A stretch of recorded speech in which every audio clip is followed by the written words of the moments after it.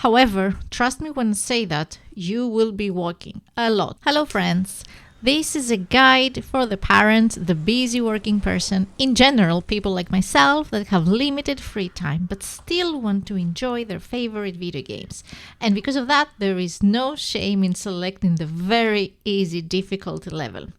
Well, okay, if you do have lots of time, you're still welcome to watch this guide and maybe share a tip or two with us in the comments to help us make the most of our time management. Speaking of time management, you will learn to do some inventory and storing management quite early in the game. Your job is to deliver items, so it's very important to sort your cargo smartly. As you progress, you will have things to help you carry the cargo, like floating carriers or vehicles, bikes or trucks. However, trust me when I say that you will be walking a lot, so you're going to carry stuff. There is an auto sorting button that can help you optimize your cargo on your back. However, it is smart to put important items lower and closer to your back and not stack them high above, because if you fall, they will most probably fall off and might get destroyed. This is particularly important with sensitive cargo, but I won't spoil more. Then again, some items are not waterproof, so you need to keep them above the surface of water at all times. So these could be good to be a bit higher, like higher than your shoulders, to be on the safe side. So as you can imagine, there are different carrying strategies. Plan carefully is all I'm saying. Tip number 2.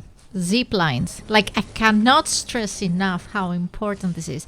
I started to take advantage of it kind of late in the game, and while knowing what I know now, I would have installed these things everywhere. Yes, everywhere. Wherever you see a spot that can interconnect with another zipline, do it. Just do it. It might require some back and forth in order to build these things, but trust me, you will use them a lot as the game progresses. They are great for fast traveling and avoiding BTs. Tip number 3. Grenades and AntiBT weapons. So this is a stealth game. However, thank you Hideo Kojima for thinking about us, the brutes, the warriors, the people who rather kill than sneak, because you can indeed kill these things with blood grenades. Yes, and the ammo is your blood basically. You won't have these weapons from the very beginning, but you get them quite fast in the game. So the moment you get the AntiBT weapons, start using them. Tip number 4 that goes hand in hand with tip number 3. Don't forget to equip blood bags. Consider these the ammo for your ammo, as these are fueling your, ammo, since your blood is basically your main bullet source. So eat your proteins, sleep, and don't forget your blood bags. Tip number 5. Remember to bring extra boots. You need good shoes in order to get through all these unwelcoming lands without hurting your feet. Yes, your feet will suffer, so you need proper footwear. That's why you should always remember to manufacture a second pair of boots to carry with you. Tip number 6. There are some areas in the map with snowy terrain. Think mountains, lots of snow, wind, and BTs in between. This is where the ziplines I talked about previously will come in handy, so use them. But also, you will have gotten by now with the game some extra equipment like thermal pads and also an all-terrain exoskeleton. Use them as they will help you and protect you from the harsh weather.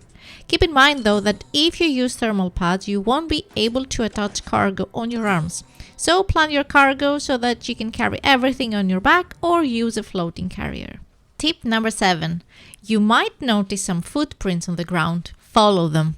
These are either your own footprints, so if you feel lost, just follow them to easily backtrack your steps, or they are footprints by other players. And if you keep using the same path where the majority of the footprints are, the game will eventually create an actual dirt path, making traveling way easier. The amazing thing with this game is that even though it's not an MMO, you will see other things from other players, such as footprints, as in this case, or constructions created by other players that you can also use.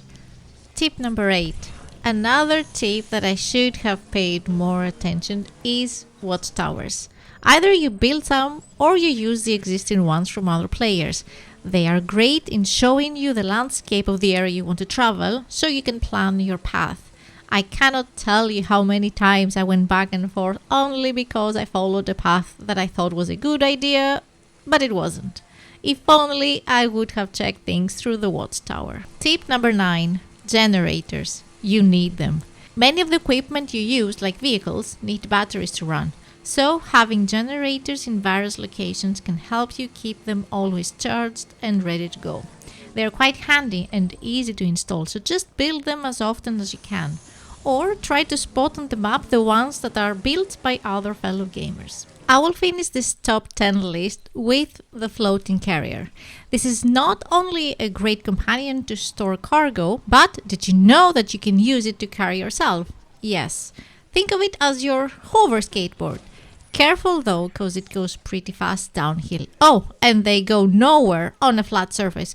You need a bit of an angle to get it going. Additionally, floating carriers' fuel is chiral crystals, so make sure you have enough. Just make it a habit of collecting them as you spot them on the ground. Now, this is not exactly a tip, more like an opinion. I focus mainly on the main story, and many will advise you to do the same. Again, since this is a guide for the busy people, then yes, my pro tip is stick to the main story. You won't miss anything, and every mission will reward you with good equipment, so it's not like you need to grind side quests in order to build up your equipment. The only reason for you to do the side quests is if you really want to, and I wish I could invest more time in that because this is really a spectacular game.